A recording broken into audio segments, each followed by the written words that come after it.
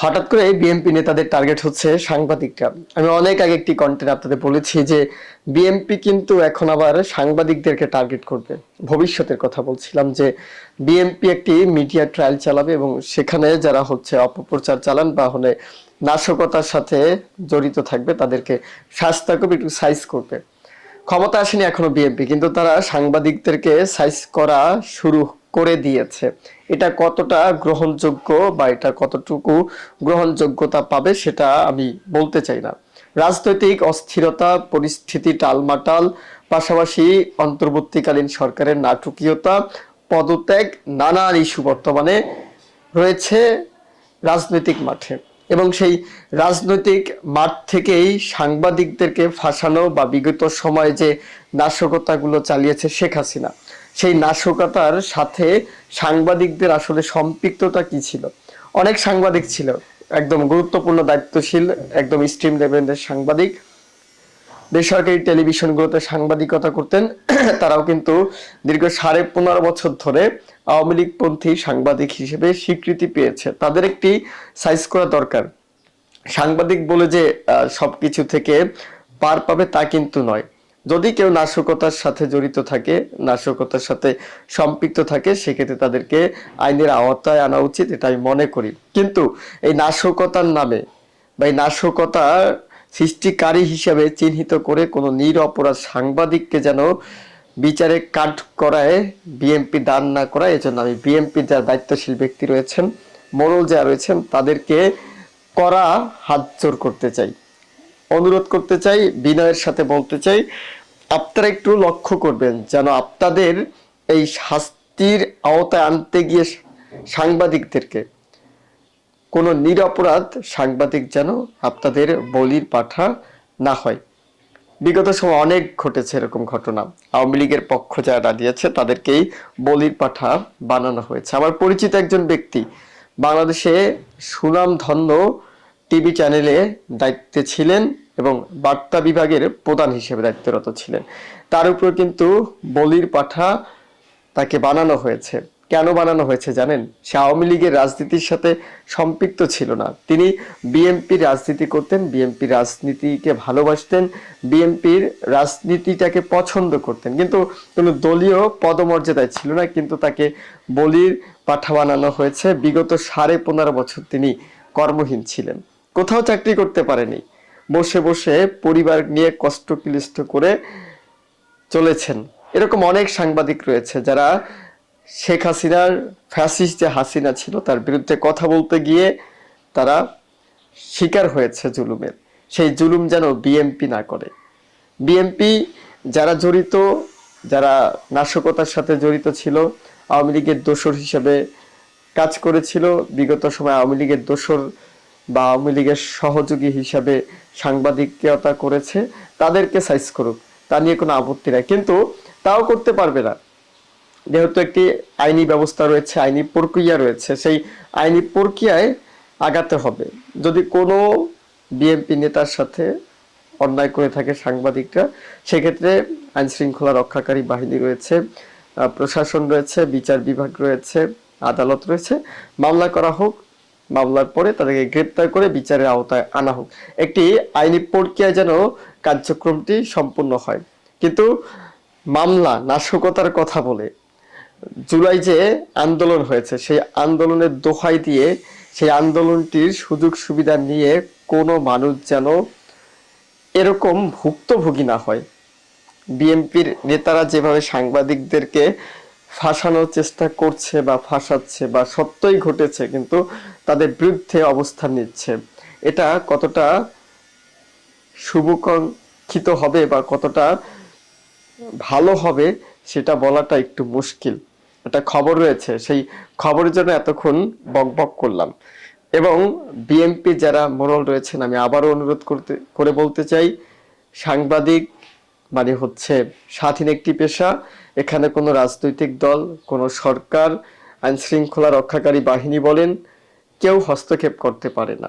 সেক্ষেত্রে আপনারা যেহেতু রাজনৈতিক দল হিসাবে যদি কেউ নাশকতার সাথে জড়িত থাকে বা আপনাদের কেউ যদি হয়রানি করে থাকে বিগত সময়, তাহলে থানায় গিয়ে মামলা করবেন, আইন শৃঙ্খলা রক্ষাকারী বাহিনী রয়েছে, আইনানুগ ব্যবস্থা নেবেন, কিন্তু আপনারা কেউ আইন হাতে তুলে নেবেন না, বা আপনাদের রোষানলে যেন কোনো সাধারণ সাংবাদিক, নিরপরাধ সাংবাদিক যেন বলি না হয়, সেদিকে একটু নজর রাখবেন।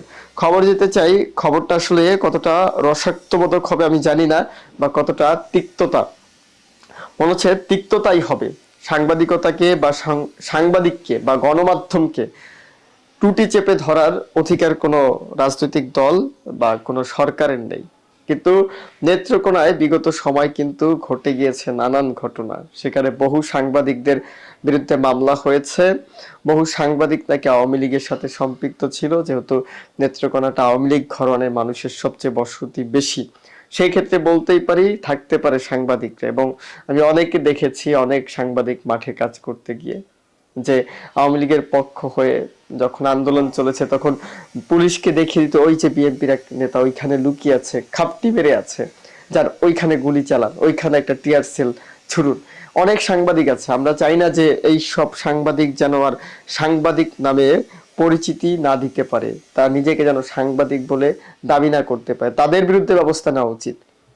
তো খবরে যাই, নেত্রকোনায় আবারও সাংবাদিকদের বিরুদ্ধে মামলা, বিএনপির বাদী বললেন আসামিদের চিনি না, বলির পাঠা হয়েছে কিনা।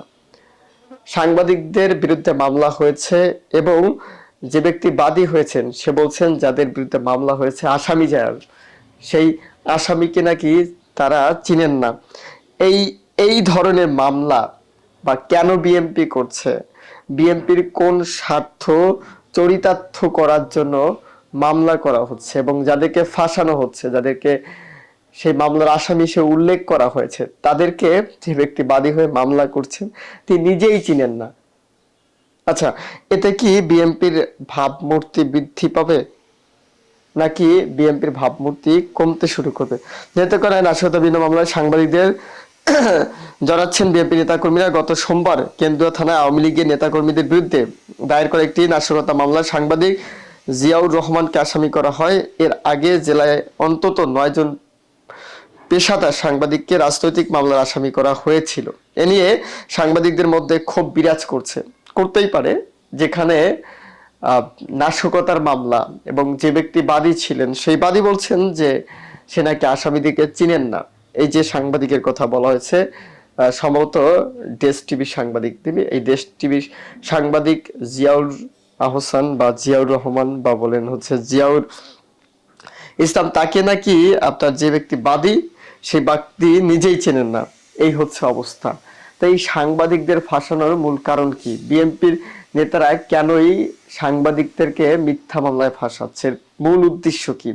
তাহলে আমি যে বিগত সময় একটি কন্টেন্টে বলেছি একটি মিডিয়া ট্রায়াল এসেছে, সেই মিডিয়া ট্রায়াল যে চালাবে বিএনপি, সেটাই কি করছেন তারা? আমিও কি ভুক্তভোগী হব কিনা? নেক্সট টার্গেট কি আমি যদি কথা বলি, আমি তো কথা বলার চেষ্টা করি, সত্যটা বলার চেষ্টা করি, সত্য তিক্ত হলো মেনে নিতে হবে। আমি কোনো রাজনৈতিক দলের সাথে সম্পৃক্ত নয়, কোনো রাজনৈতিক দলের হয়ে কাজ করি না, নিজে যা পারি তাই বলার চেষ্টা করি, কারো দাসত্ব করি না, কোনো রাজনৈতিক সংগঠনের 2-4 পয়সা খাওয়ারও চেষ্টা করি না। সেক্ষেত্রে আমিও তো টার্গেট হতে পারি। এই সাংবাদিককে যে টার্গেট করা হয়েছে এবং এই সাংবাদিককে যে পরিকল্পিতভাবে ফাঁসানো হয়েছে, এবং সেটার প্রমাণ এই বাদী নিজেই, সে নাকি এই আসামিকেই চেনেন না।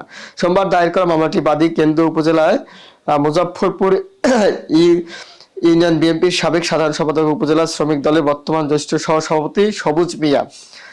মামলায় এজাহারে দেখা যায় এতে উপজেলা আওয়ামী লীগের সাধারণ সম্পাদক ও সাবেক পৌর মেয়র মোহাম্মদ আসাদুল হক ভূঁইয়াকে প্রধান আসামি করে 196 জনের নাম উল্লেখ করা হয়, আর অজ্ঞাত আসামি করা হয় 300 জনকে। মামলায় 72 নম্বর আসামি করা হয় সাংবাদিক জিয়াউর রহমানকে। উপজেলায় কুণ্ডলী এলাকার বাসিন্দা জিয়াউর রহমান দীর্ঘদিন ধরে ইত্তেফাক পত্রিকা কেন্দ্র উপজেলায় প্রতিনিধি হিসেবে রয়েছেন। এছাড়া তিনি দেশ টিভির এবং বাংলা ট্রিবিউনের নেত্রকোনার প্রতিনিধি হিসেবে দায়িত্ব পালন করছেন। জ্যেষ্ঠ সাংবাদিক বললেই চলে। কেন্দ্র রিপোর্টার্স ক্লাবের সাবেক সাধারণ সম্পাদক সরাকার জিয়াউর রহমান চর্চা সাহিত্য আড্ডা নামের একটি সংগঠনের সমন্বয়কের দায়িত্ব পালন সহ বিভিন্ন সামাজিক সংস্কৃতি সংগঠনের সঙ্গে যুক্ত রয়েছেন। এছাড়া এক সময় তিনি বিএনপির অঙ্গ সংগঠন বাংলাদেশ সামাজিক সাংস্কৃতিক সংস্থা জাসাস কেন্দ্র উপজেলা শাখা যোগ্য আহ্বায়ক ছিলেন বলেও স্থানীয় নেতাকর্মীরা জানান। তবে সাংবাদিকতা পেশায় পুরোপুরি মনোনিবেশ করে তিনি রাজনৈতিক কর্মে তেমন নিজেকে গুটিয়ে নেন। মেলা বাদী উল্লেখ করেন, ফ্যাসি বিরোধী আন্দোলন গতকালে 4 আগস্ট সকাল পর্যন্ত আসামিরা পৌর চিরামোড় এলাকায় মাঠের পাশে সিএনজি স্টেশন, সাদ পাড়ামোড় বাদে অটোবার সহ বিভিন্ন এলাকায় সশস্ত্র সজ্জিত হয়ে বড় ভয়ভীতি দেখানো সহ রাস্তা বন্ধ করে যানবাহন ভাঙচুর অগ্নিসংযোগ করেন। ওই ঘটনায় কিছুটা দেরি হলেও তিনি মামলাটি দায়ের করেছেন। মামলা এজাহারে ভায়োলেশন আসামি যে বিষয়ে জানতে চায় মঙ্গলবার সকালে বাদীর ফোন নাম্বারে যোগাযোগ করা হয়। তিনি বলেন, দলীয়ভাবে সিদ্ধান্ত হয় মামলা করতে হবে, তাই আমি মামলাটি বাদী হয়েছি। এজাহারে উল্লেখ করা আসামি অনেকেই আমি চিনি না। সাংবাদিক জিয়াউর রহমানকে আমি তবে চিনি না, এটা তো দলের সিদ্ধান্ত যে আমি বাদী হয়েছি। অতঃপর মামলার তিনি অভিযোগ থাকলে দায় প্রদান করা হবে। একটাবার চিন্তা করুন, যে ব্যক্তি বাদী এবং সে দলীয় সিদ্ধান্ত গিয়ে মামলা করেছেন এবং যাদের বিরুদ্ধে মামলা করা হয়েছে তার অধিকাংশ আসামিকেই তিনি চিনেন না, তাহলে কি বুঝলেন? দলের সিদ্ধান্তে মামলা নেওয়া হচ্ছে, কাকে কাকে আসামি করা হবে তাও দল থেকে বলে দেওয়া হচ্ছে। বলেছিলাম না যে বিএনপি একটি মিডিয়া ট্রায়াল চালাবে, সেটাই করছে।